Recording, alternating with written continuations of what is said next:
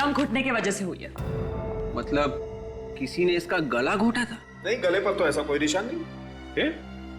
फिर मैं क्या बताऊं भाई, ये तो तुम लोग ढूंढो ना। Thank you very much. You welcome. फिर से उसी बेसमेंट में जाना पड़ेगा, वहीं पे मिलेगा इसकी मौत का कोई सुराग।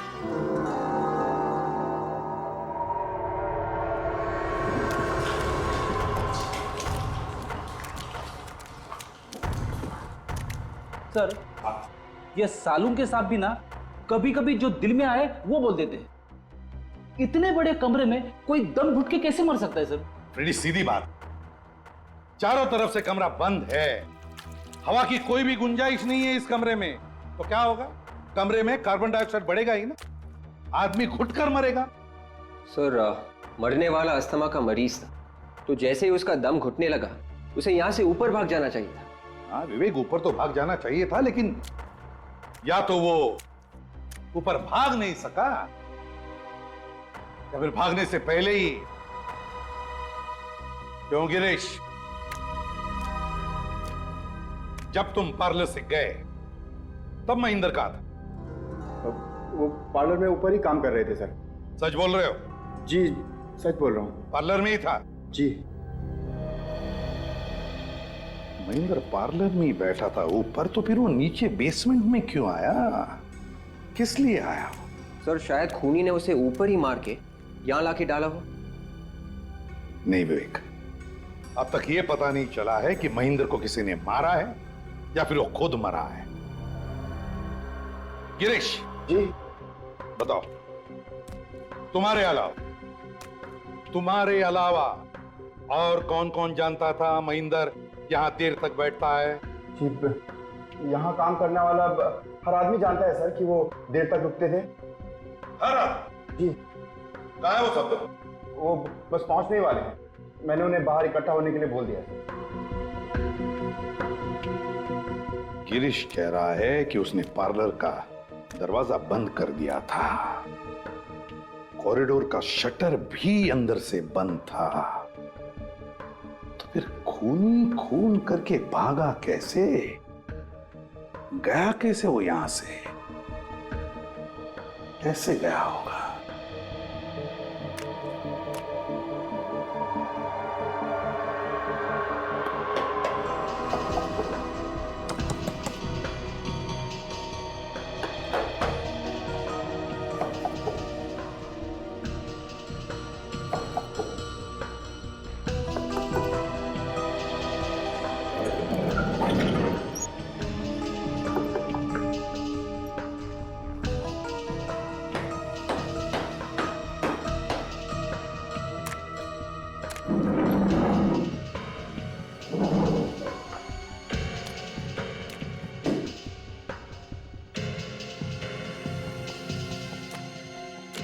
आखिरी बार पूछ रहा हूं, और कोई रास्ता है यहां से बाहर जाने का? नहीं सर, और कोई रास्ता नहीं है। और कोई रास्ता नहीं है। पार्लर के दोनों दरवाजे बंद थे और कोई भी रास्ता नहीं बाहर जाने का। फिर खूनी महेंद्र का खून करके यहां से भागा कैसे? कहां से गया होगा वो बाहर? चलो मान लिया कि महेंद्र अपने आप ही मर गया दम घुटने से, मगर उसका दम घुटा क्यों? कैसे घुटा उसका दम? सांस लेने के लिए, अपने आप को बचाने के लिए वो बाहर की तरफ दौड़ा क्यों नहीं? नहीं नहीं नहीं नहीं, कुछ तो गड़बड़ है सर। हाँ, खूनी खिड़की में से भाग गया।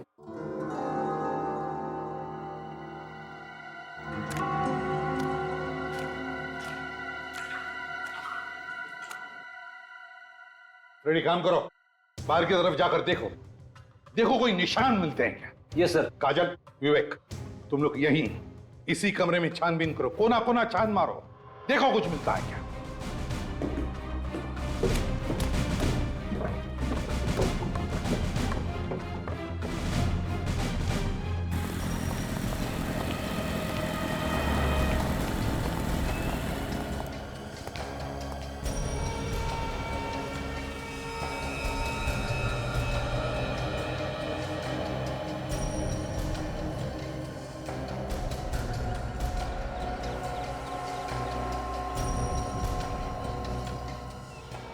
सर, खिड़की तो टेप मार के बंद की हुई है, यहाँ से तो हवा जा ही नहीं सकती।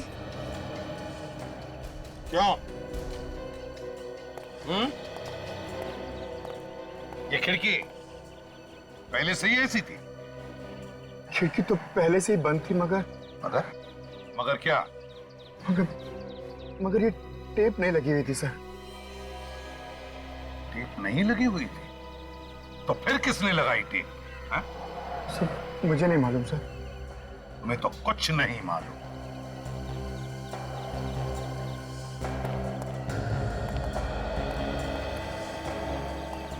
मेरा शक सही निकला।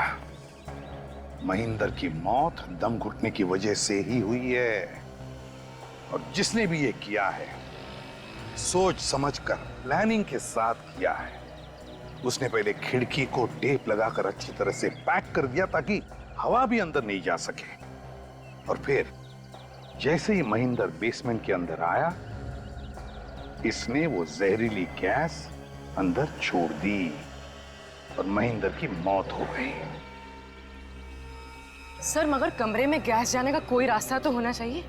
ये खिड़कियां अगर बंद है तो फिर? रास्ता होगा पूर्वी, रास्ता जरूर होगा। चलो। ये है पार्लर का पिछला दरवाजा। इसके ठीक सामने 1 2 3 कॉले। इसमें बेसमेंट है। बाकी तो में क्या हो सकता है?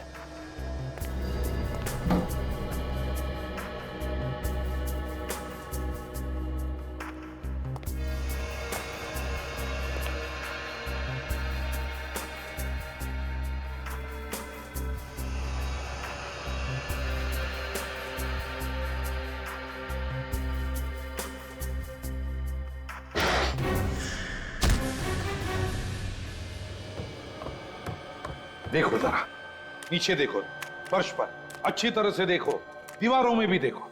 देखो कोई छेद मिलता है क्या जिसमें से वो खतरनाक गैस इस कमरे में छोड़ा गया? सर देखो अच्छी तरह से, एक एक इंच देखो।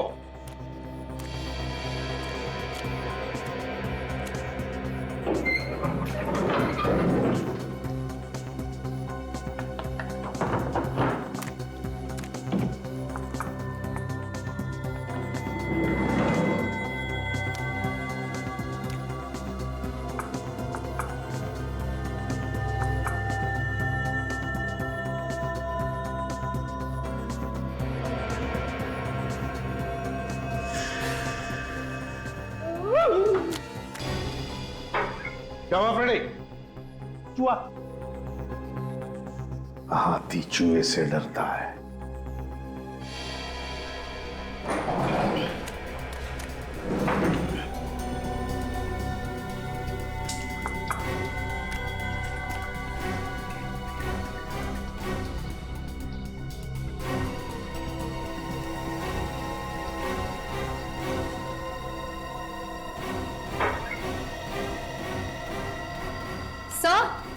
काजल,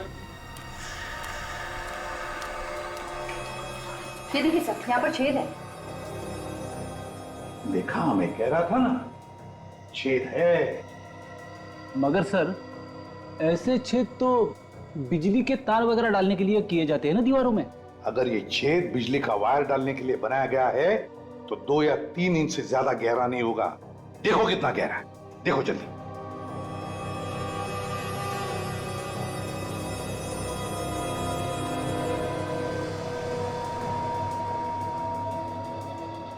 सर पेन तो पूरा का पूरा दीवार के अंदर चला गया सर। हाँ, और छेद तिरछा है सर, ऊपर की तरफ है। तिरछा ऊपर की तरफ? चलो देखते हैं ये छेद दूसरी तरफ कहां बाहर निकलता है।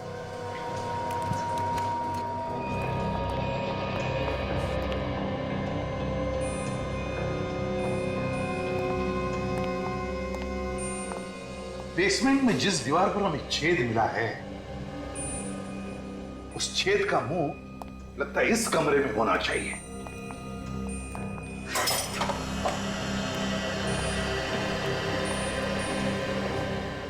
रेडी, सारे बॉक्सेस हटाओ इस दीवार से। छेद इसी दीवार पर होनी चाहिए।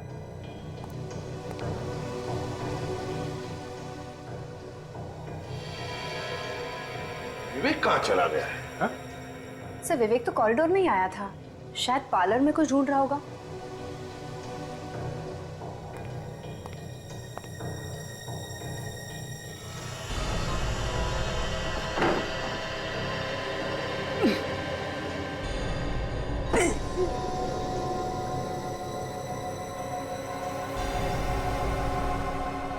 सर हाँ फ्रेडी, ये देखिए सर, बिल्कुल वैसा ही छेद है जैसे नीचे बेसमेंट में था। हाँ फ्रेडी, ये उसी छेद का मुंह है और इसी छेद में से खूनी ने वो जहरीली गैस बेसमेंट के अंदर छोड़ी है। लेकिन वो यहां से कैसे भाग गया? कहां से भागा वो? कैसे?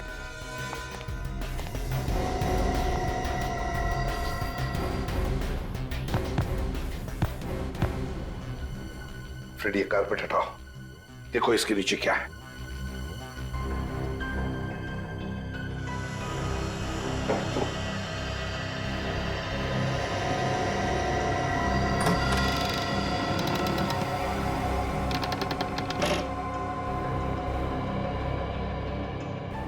माय गॉड, एक और था खाना।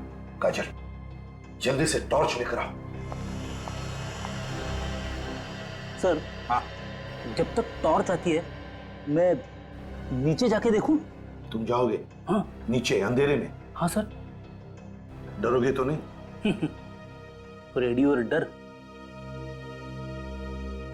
संभल के जाओ। हाँ सर। हाँ, गड़बड़ मत करना। बिल्कुल सर। समझ गया? हाँ।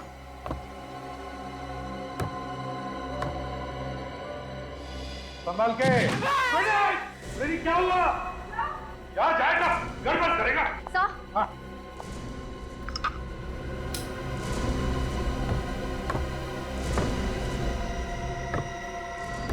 Ready, ready, ready. है कहाँ ये? रेडी, कहाँ हो तुम? रेडी, रेडी,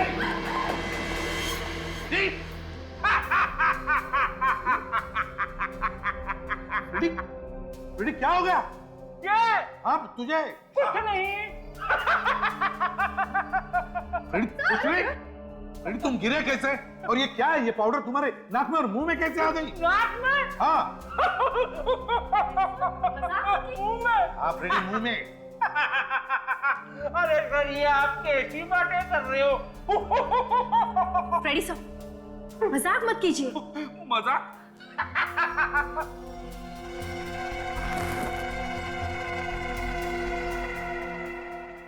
ये तो ड्रग्स है। फ्रेडी मजाक नहीं कर रहा है। ये ड्रग्स फ्रेडी के शरीर में गए। काजल, जल्दी से हॉस्पिटल ले जाओ। फ्रेडी, जाओ काजल के साथ हॉस्पिटल जाओ। संभल के, संभल के। संभल के।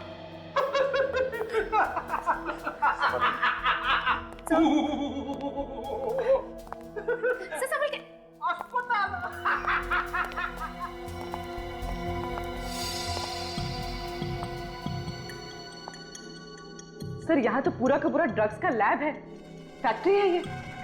हाँ, बड़ा रैकेट दिखता है यहाँ पर। लगता है ये महेंद्र आइसक्रीम पार्लर के आड़ में ड्रग्स का धंधा करता था। अरे रस्सी कुर्सी पर क्यों? किसी को बांध के रखा था क्या? सर कहीं विवेक को तो नहीं बांधा था यहाँ पर? हाँ, फिर भी हो सकता है। हो सकता है विवेक को ही बांध के रखा।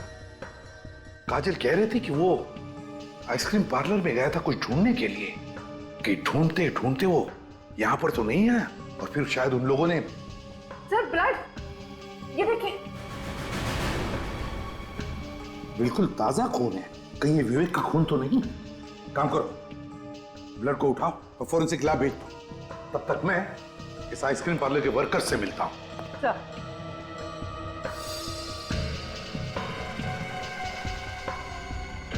तुम्हारी नाक के नीचे, तुम्हारे आइसक्रीम पार्लर के बेसमेंट में कमरा नंबर 12 में ड्रग्स बनते थे और तुम कह रहे हो कि तुम्हें मालूम नहीं?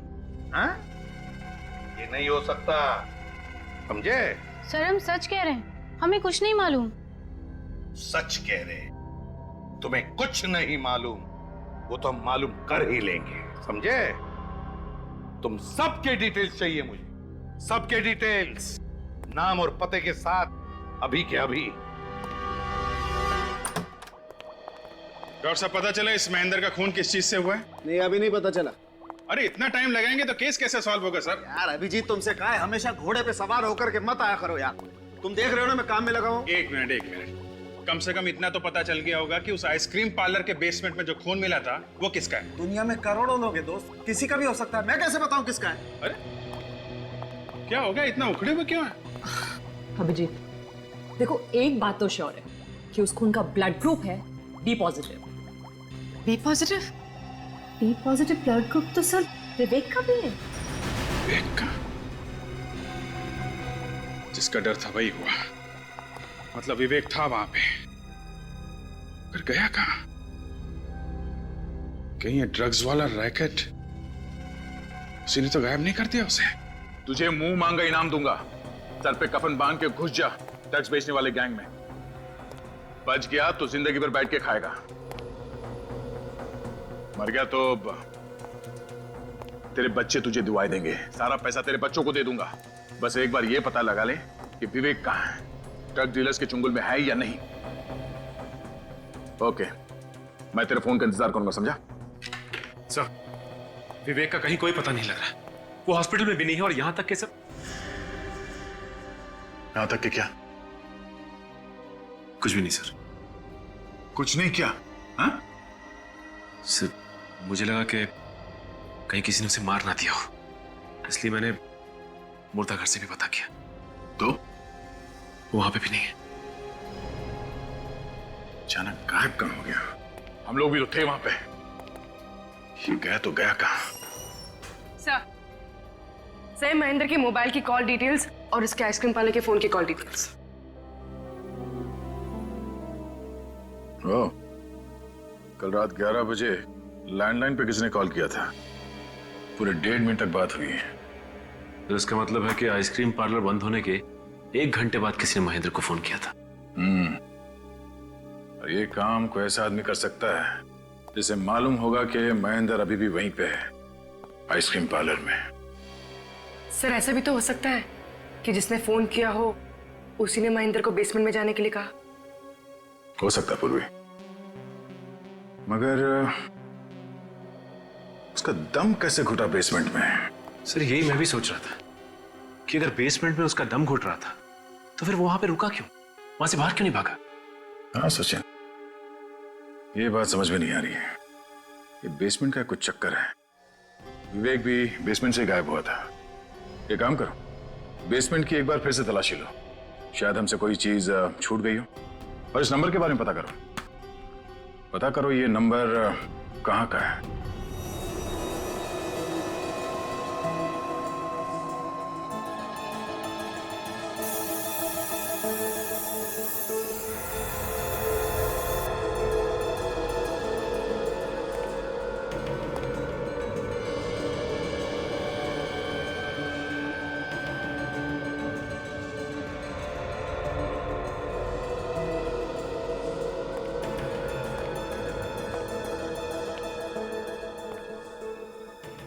बेसमेंट की एक एक चीज छान मारी, कहीं भी कुछ भी नहीं है। काजल, कभी कभी सुराग आंखों के सामने होते हुए भी दिखाई नहीं पड़ता। इस केस की कोई तो एक चीज है, कोई ऐसी चीज जो अभी भी हमारी आंखों से बची हुई है। सर ऐसी क्या चीज हो सकती है? सचिन, खूनी चाहे कितना भी चालाक क्यों ना हो, कोई ना कोई गलती तो वो जरूर करता है, कोई ना कोई सबूत तो छोड़ कर ही जाता है। हमें उस सबूत को ढूंढना है, ढूंढो अच्छी तरह से। सर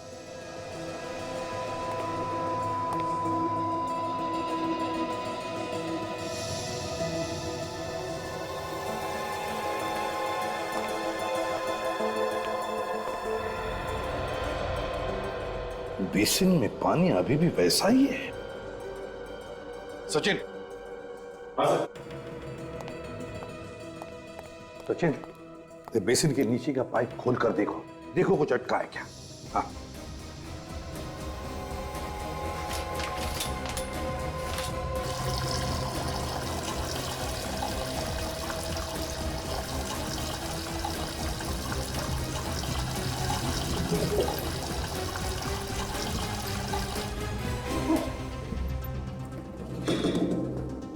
सर लगता है इसमें कुछ फंसा हुआ है। देखो, निकालो।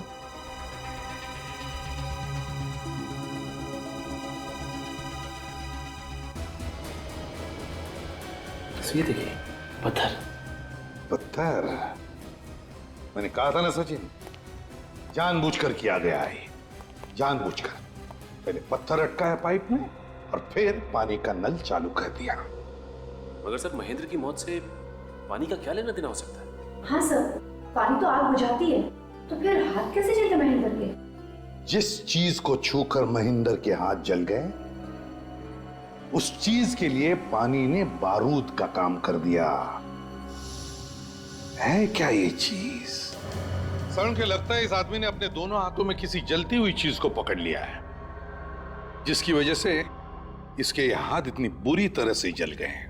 हाँ बॉस, हाथ बहुत बुरी तरह से जल गए हैं और इसके जख्मों में से ये पस भी निकल रहा है, देखो। मगर जिस चीज से इसके हाथ जले वो चीज तो वहां थी ही नहीं। अगर वो चीज जल के राख हो गई होती तो भी वहां दिखनी तो चाहिए थी ना। ये आदमी उस चीज को खा गया। मजाक कर रहे हो सारुण के? खा गया मतलब? खा गया मतलब वो चीज अभी भी इसके अंदर है। मतलब इसके पेट में है? पेट में नहीं है तो फिर? इसके फेफड़ों में है, और उसी की वजह से इस आदमी की मौत हुई है। मतलब वो जलती हुई चीज हवा बन गई और हवा बन के इसके लंग्स में चली गई। जी हाँ। क्या जी हाँ? अरे बॉस, ये आदमी जलती हुई आग से नहीं मरा है। तो फिर? ये जलती हुई बर्फ से मरा है। जलती हुई बर्फ? बर्फ में आग लग सकती है? बर्फ में तो आग नहीं लग सकती है, लेकिन बर्फ आग लगा सकती है। मतलब फ्रॉस्टबाइट? लड़की होशियार है। और बर्फ आग कैसे लगा सकती है ये इसके दोनों हाथ देख करके पता लगता है। ये देखो बॉस, इस आदमी के ये दोनों हाथ बुरी तरह से जल चुके हैं। बॉस, इसने अपने दोनों हाथों से काफी देर तक ड्राई आइस को पकड़ा, काफी देर तक, क्योंकि इसके हाथ की सिर्फ ऊपर की खाल ही नहीं जली। ये देखो, इसके हाथ की ये अंदर की खाल भी बुरी तरह से जल गई। लेकिन इतनी देर तक क्यों पकड़ के रखा था बर्फ इसने? बॉस, ये आदमी पहले बेहोश था। हाँ, इसके सिर पर चोट तो है। और जब इस आदमी को होश आया, इसने देखा कमरे में चारों तरफ ड्राई आइस फैली हुई और ऊपर से पानी बह रहा है। और जब ड्राई आइस पानी से मिलती है तो कार्बन डाइऑक्साइड पैदा होती है, और उस कार्बन डाइऑक्साइड की वजह से इस आदमी का दम बुरी तरह से घुटने लगा। ये बेचारा अपनी जान बचाने के लिए किसी तरीके से ड्राई आइस को किनारे करके ऊपर की तरफ भागा, लेकिन ऊपर का दरवाजा बंद था। ये आदमी फिर से नीचे की तरफ आया, लेकिन तब तक कमरे में कार्बन डाइऑक्साइड पूरी तरह से फैल चुकी थी, और उसी कार्बन डाइऑक्साइड की वजह से इसका दम बुरी तरह से घुट गया और ये बेचारा मर गया। बहुत दर्दनाक मौत हुई होगी बेचारे की। सर, ये ड्राई आइस ऐसी चीज है जो हर फैक्ट्रीज में तो बनती नहीं। कुल मिला के 3-4 फैक्ट्रीज होंगी। तो हम लोग जाके पता कर सकते हैं कि परसों रात इस आइसक्रीम पार्लर में किसने ड्राई आइस लाके दी थी। हाँ अभिजीत, पता लगा सकते हैं इस ड्राई आइस फैक्ट्री का।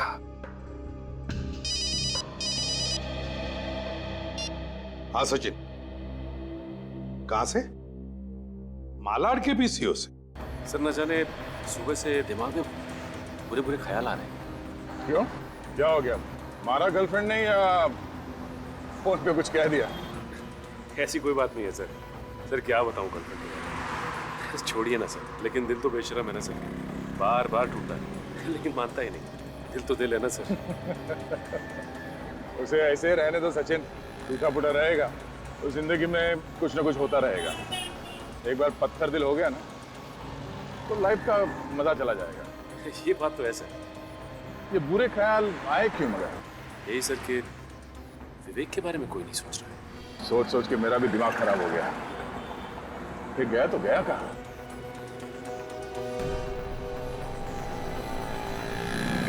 सर विवेक फोन क्यों नहीं कर रहा है? मुझे मालूम है विवेक कहाँ है। सर आपको मालूम है? हाँ, तो सर अब तक आपने बताया क्यों नहीं? कि मुझे भी अभी भी पता चला है। वो देखो सिग्नल पे। बड़ी बुरी हालत है इसकी तो, फटे हुए गंदे कपड़े हैं इसके। एक काम करो, तुम्हें गाड़ी उस तरफ लगाओ, ठीक है? चलो।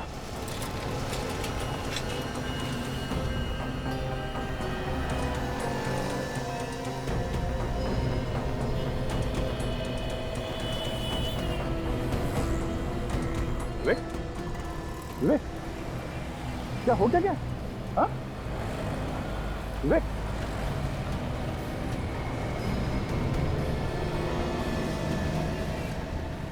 तुम पहचाने? इसे हो क्या? कुछ बोल नहीं रहे तो? विवेक, हमें पहचान रहे हो तुम? ये दया सर है, मैं सचिन, ये पूर्वी। किसी ने कुछ किया क्या? हाँ? विवेक, चलो चलो, प्लीज इन सर। संभालो, संभालो विवेक, come on। अरे भाई सुनो, पैसे कौन देगा? अरे हीरा भाई, खाते में लिख रहे ना, शाम को हिसाब करता हूँ। बाप का पीसीओ है क्या? पिछले 3 महीने से यही डायलॉग सुनता आ रहा हूँ।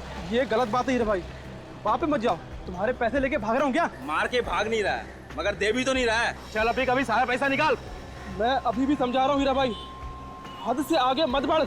ऐसा है? एक तो क्यों झगड़ा कर रहे हो तुम लोग? अरे साहब, पिछले 3 महीने से ये फोन करके जा रहा है और पैसे भी नहीं दे रहा। क्यों नहीं दे रहा तू? बोल। उसको दे। देखा साहब, पैसे रहते हुए भी पैसा नहीं दे रहा था। आइंदा ऐसी हरकत मत करना। चलो यहाँ से निकलो, आप लोग भी हटो। चले। तुम्हारे पैसे तुम्हें मिल गए ना? हाँ सर। अब तो खुश हो? हाँ सर, बहुत बहुत धन्यवाद। देखो मैं सीआईडी से। सीआईडी? जी हाँ। ये पीसीओ पे परसों रात को 11 बजे कोई फोन करने आया था क्या? परसों रात को 11 बजे? सोच के बताओ, शायद कुछ याद आ जाए। हाँ सर, मैं जब दुकान बंद करने के लिए बाहर निकला था तो एक कार वाला आया था फोन करने के लिए। फिर सर मैंने तो मना कर दिया था, लेकिन वो कहने लगा बहुत जरूरी फोन करना है, खुशामद करने लगा सर। तो फिर मैंने कह दिया चलो भाई ठीक है कर लो। वो अकेला था या उसके साथ भी कोई था? नहीं सर, उसके साथ एक और आदमी था, मगर वो कार में ही बैठा था। तुमने कुछ सुना कि क्या बातें की फोन पे उसने? सर बातें तो मैंने नहीं सुनी, मैं घर जाने की तैयारी कर रहा था। सोच रहा था कि जल्दी से इसका फोन खत्म हो और मैं घर जाऊं। कैसी कार थी कुछ पता है तुम्हें? मतलब मेरा मतलब है नंबर, गाड़ी का नंबर? बस सर नंबर तो याद नहीं है, लेकिन सर बड़ी गाड़ी थी, सफेद रंग की। ये जो आदमी पीसीओ पे फोन करने आया था, उसे आसपास कभी देखा है तुमने? सर पहले तो कभी नहीं देखा, 30-35 साल का था। और हाँ सर, वो लंगड़ा कर चल रहा था।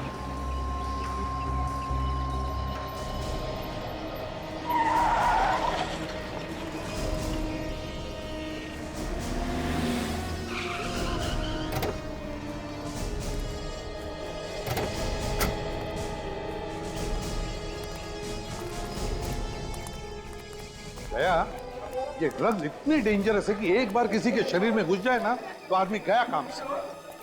हाँ सर, देखिए ना विवेक का क्या हाल होगा। सर विवेक को डी एडिक्शन सेंटर में भर्ती कर दिया सर। 6-7 दिन में ठीक हो जाएगा वो। नहीं दया, मुझे नहीं लगता वो 6-7 दिन में ठीक हो जाएगा, कम से कम 1 महीना तो लगेगा उसे। सर इस आइस फैक्ट्री के बगल में ही है ड्राई आइस फैक्ट्री। ये आखिरी ड्राई आइस फैक्ट्री है सर। इतनी आइस शायद किसी भी ड्राई आइस से नहीं गई। तो फिर दया, वो बर्फ उसी आइस फैक्ट्री में से लेकर गए होंगे वो। चलो देखते हैं।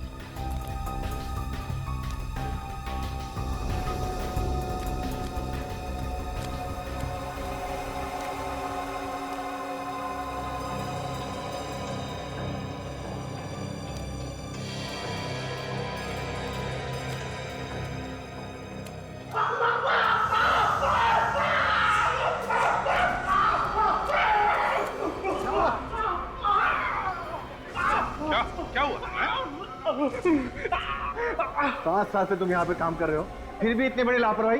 बिना ग्लोव्स पहने तुमने ड्राई आइस तो हाथ क्यों लगाया? अरे उसे बाद में डांटो, पहले से हॉस्पिटल ले चलो, नहीं तो दवा लगाओ। दवा है यहाँ पर। सुनो, इसे ऑफिस ले जाना, वहाँ पे फर्स्ट एड बॉक्स है। जाओ जल्दी जाओ। और तुम लोग खड़े खड़े मेरा मुंह क्या देख रहे? जाओ अपना काम चालू करो, जाओ।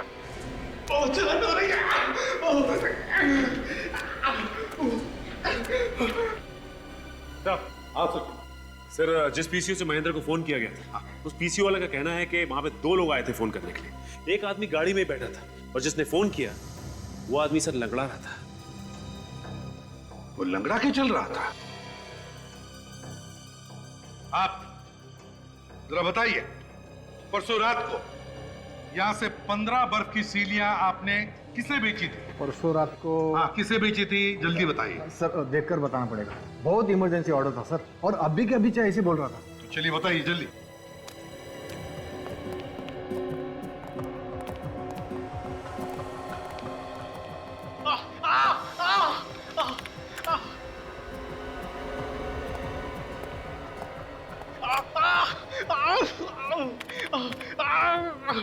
हाँ सर, मिल गया। मिल गया? हाँ। क्या नाम है? ये जीत नाम के आदमी ने ऑर्डर दिया। जीत? उसका कोई कांटेक्ट नंबर वगैरह है?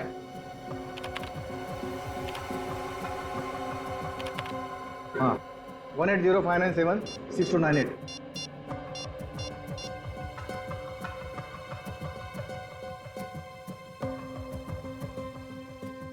सर नंबर तो गलत है। मुझे तो वैसे ही लग रहा था, कोई भी गुनहगार अपना असली नंबर नहीं देगा। वैसे एक बात बताओ, ये बर्फ की सीलियां कौन लेकर गया था? नंदू ले गया था सर, हमारा टेम्पो ड्राइवर। कहाँ ये ड्राइवर?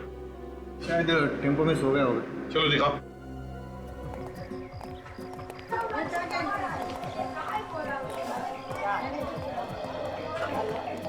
आइए सर।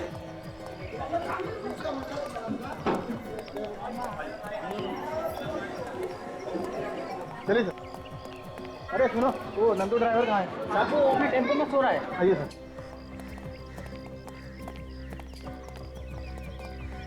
जब देखो तो सोएला रहता है, पता नहीं क्या होगा इसका। नंदू! हाँ? कौन है? क्या हुआ साहब? क्या हुआ? बाहर निकल, फिर बता रहा क्या हुआ। आजा। क्या हो गया साहब? परसों रात महेंद्र के आइसक्रीम पार्लर में ड्राई आइस का स्लैब तुम लेकर गए थे? हाँ लेके गया था, तो क्या हो गया? नंदू, तुम इससे बात कर, ये लोग सीआईडी वाले हैं। एक मिनट, इस फोटो को ध्यान से देखो। इसी के आइसक्रीम पार्लर में लेके गए थे ना? जी हाँ। तो क्या वो बर्फ की सिल्ली तुमने उतारी या किसी और ने? साहब मेरा काम सिर्फ गाड़ी लेकर जाना है। वो आइस स्लैब के लिए उसके 2 आदमी आए थे और वही लोग उतार रहे थे साहब। तो क्या उनमें से कोई लंगड़ा के चलता था? लंगड़ाते हुए तो मैंने किसी आदमी को नहीं देखा साहब। लेकिन हाँ, एक आदमी है ना, अपने दांत के नीचे कुछ दबा रहा था। वो तंबाकू या सुरती जैसी कोई चीज थी साहब। अच्छा, पीसीओ वाला कह रहा था कि वो आदमी लंगड़ा के चल रहा था। ये टेम्पो का ड्राइवर कह रहा है वो हर 2 मिनट में अपने दांतों के नीचे कुछ दबा के मुंह में चबा रहा था। क्या ये एक ही आदमी है या ये 2 अलग अलग? तो नौकरी गई, अब तो घर जाने दो। कोई कहीं नहीं जाएगा जब तक पता नहीं चलता खून किसने किया है, समझे? पर साहब हम सब पे शक क्यों कर रहे हो? हम तो पहले ही बर्बाद हो चुके हैं। किसी पर शक नहीं कर रहे, छानबीन कर रहे। सब लोग अपने अपने हाथ आगे करो। क्यों? हाथ आगे करो। आप हमारी हथेली देख के क्या करेंगे? खून हमने थोड़े ही किया है। चुपचाप अपने हाथ आगे करो। चलिए हाथ दिखाइए। आजा।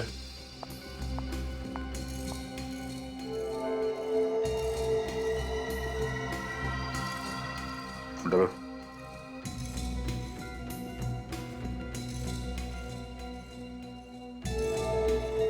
जाओ, इस तरफ खड़े हो जाओ।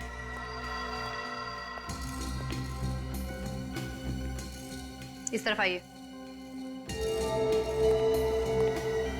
तुम भी आ जाओ।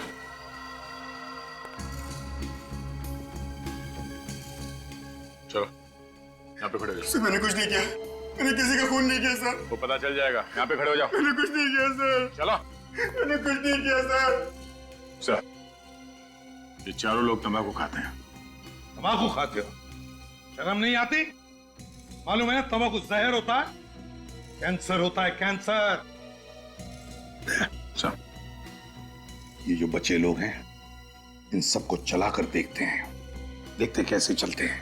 चलिए आप सब लोग एक एक करके यहाँ से बाहर जाइए। चलिए।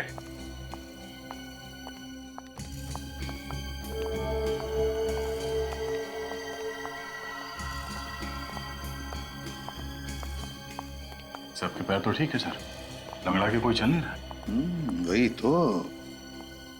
दे, काम करो, ये जो 4 तंबाकू वाले हैं ना, इन सब के पैर चेक करो। चल जरा पैंट ऊपर करना। मैं सच कह रहा हूँ सर, मैंने कुछ नहीं किया सर। चुपचाप पैंट ऊपर करो। ये पैर,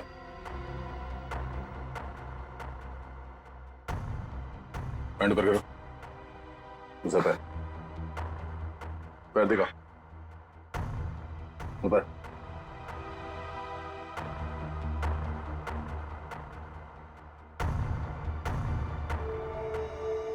दूसरा पैर,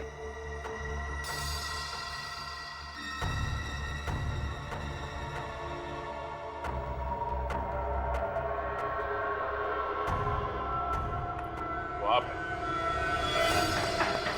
पकड़ो उसे।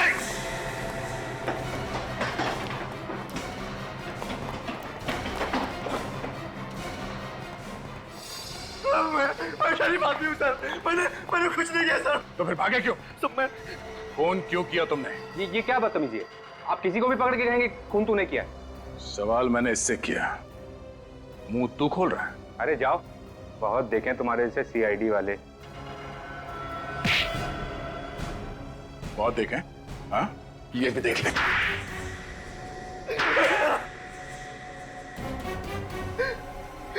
और नहीं करूंगा सर, मैं सके भी ड्रग्स को हाथ भी नहीं लगाऊंगा मैं। ड्रग्स बेच के लोगों को जिंदा लाश बना रहे थे। हाँ, जिंदा लाशें। सर मैं कह रहा हूँ ना सर, कान पकड़ता हूँ, आज के बाद ऐसा गलत काम कभी नहीं करूंगा मैं। और तुम? पैसे के लालच में मजबूर हो गया था मैं। पैसे के लालच में अंधे होकर जहर बेच रहे थे समाज में। हाँ, महेंद्र का खून क्यों किया? सर ये ड्रग्स का धंधा आप उस आइसक्रीम पार्लर से ही चलाते थे, और एक दिन अचानक महेंद्र को उसका पता चल गया। फिर महेंद्र हमको धमकी देने लगा कि वो हमें पकड़वा देगा। हमें मालूम था कि महेंद्र अस्थमा पेशेंट, इसलिए हम दोनों ने प्लान किया कि उसे बेसमेंट में बंद कर देंगे और उसमें ड्राई आइस डाल देंगे ताकि वो घुट घुट के मर सके और किसी को पता भी ना चले कि वो किस चीज से मरा है।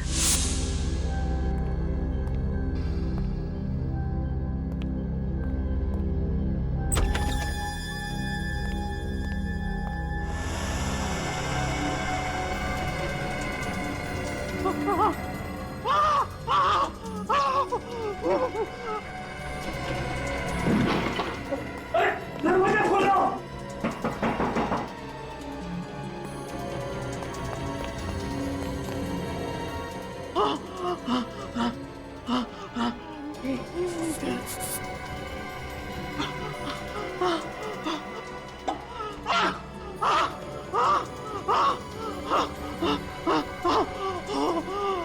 ड्राई आइस से जो गैस निकलती है उससे दम घुट जाए और वो मर जाए। हाँ? हमको पता था कि महेंद्र अक्सर देर रात तक आइसक्रीम पार्लर में काम करता है और उस रात भी वो वहां मौजूद था, इसलिए हमने उसको फोन किया।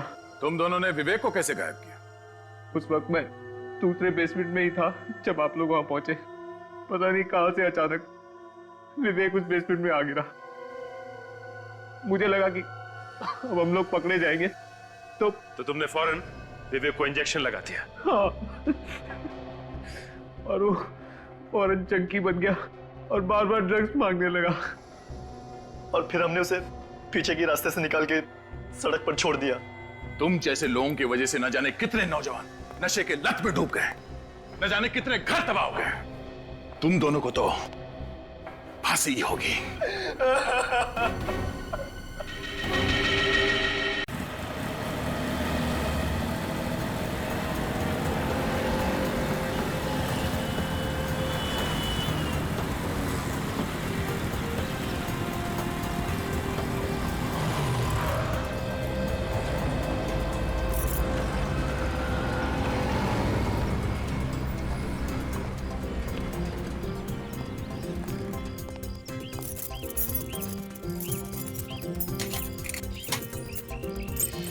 सेठ जी की गाड़ी यहाँ पर खड़ी है।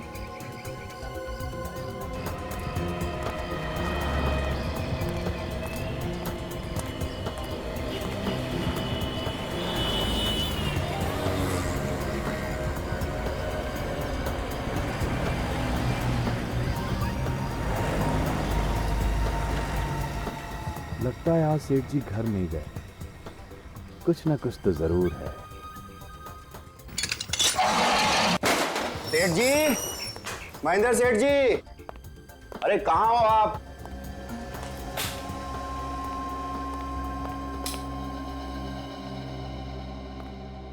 बाहर गाड़ी में भी नहीं है और अंदर भी नहीं है। चलो हम तो अपना काम करते हैं।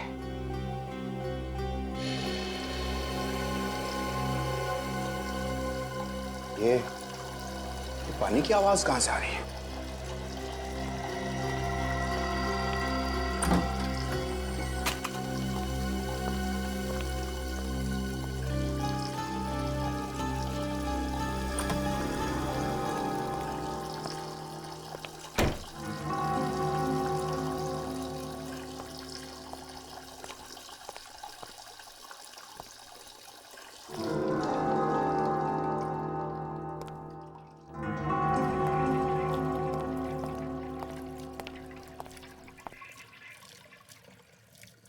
ये पानी की आवाज तो बेसमेंट में से आ रही है। अभी देखता हूं।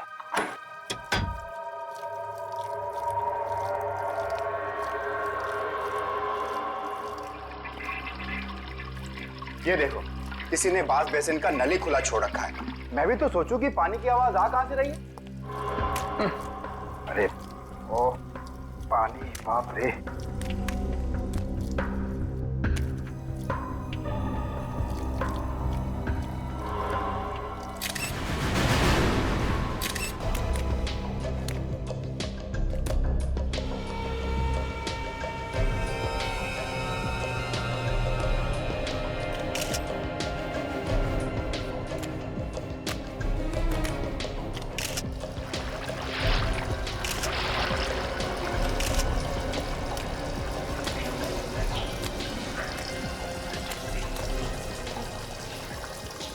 पानी का नल खुला है। ऐसा लगता है वॉश बेसिन की पाइप में कुछ अटक गया है, इसलिए सारा का सारा पानी बाहर आ गया है।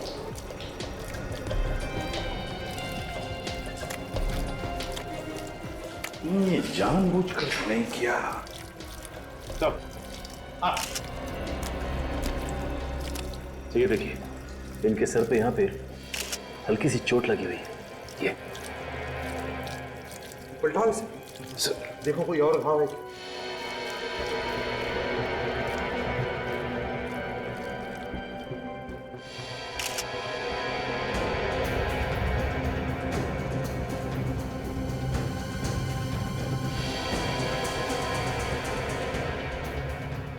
तो ये देखिए, यहाँ पे दोनों तरफ खरोंच के निशान। मतलब से हाथापाई हुई है इसकी किसी के साथ में। हाँ, लेकिन किसके साथ?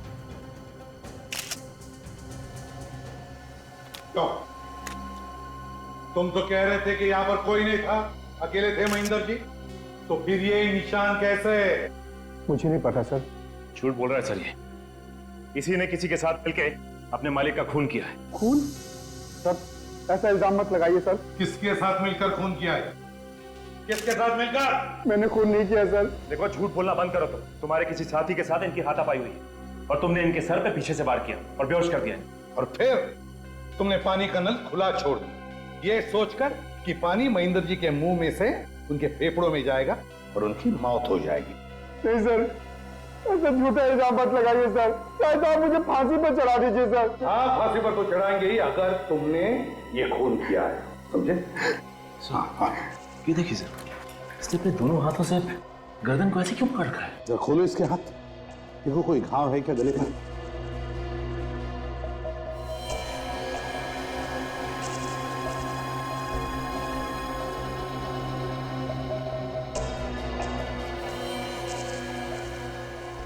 ये क्या है? हाथ जले हुए हैं?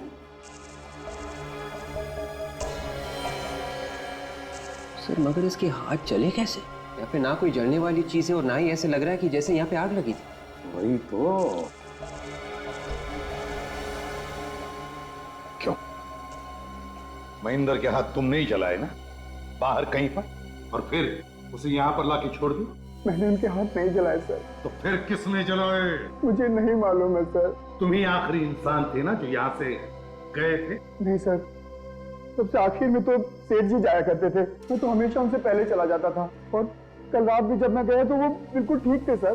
लेकिन तुमने तो कहा कि शटर तो तुमने ही बंद किया था कल रात को। हाँ सर, और आज सुबह भी मैंने ही आके शटर खोला था सर। तो फिर क्या महेंद्र जी ने अपने आप को मार लिया? सर ये वजह है मौत की। अस्थमा का पंप यहाँ फ्रीजर के पास पड़ा हुआ था। अस्थमा का पंप? क्यों, महेंद्र जी को अस्थमा की तकलीफ थी? जी हाँ सर। सर हो सकता है जब महेंद्र को अस्थमा का अटैक आया और जैसे वो जमीन पर गिर रहा था, उसका सिर किसी चीज से टकरा गया और उसके सिर पर चोट आ गई। और सर मुंह में पानी घुसने की वजह से सांसें बंद हो गई और मौत हो गई। नहीं सर, पानी का नल चालू रहना, महेंद्र के सिर पर चोट और उसके जले हुए हाथ, जरूर दाल में कुछ काला है। ये कोई एक्सीडेंट नहीं है सचिन, खून है ये, खून। जरा बॉडी को पलटो।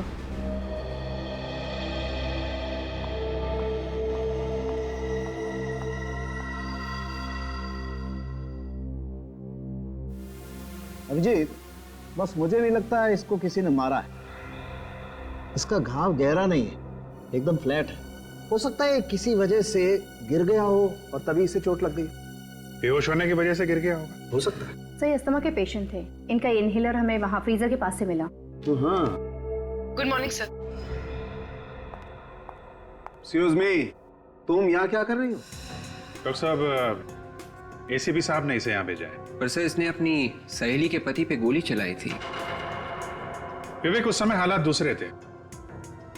अगर ये अपनी सहेली के पति पे गोली नहीं चलाती तो शायद इसकी सहेली आज जिंदा नहीं होती। मगर सर अपराध तो हुआ है ना पूर्वी के हाथों से, फिर भी।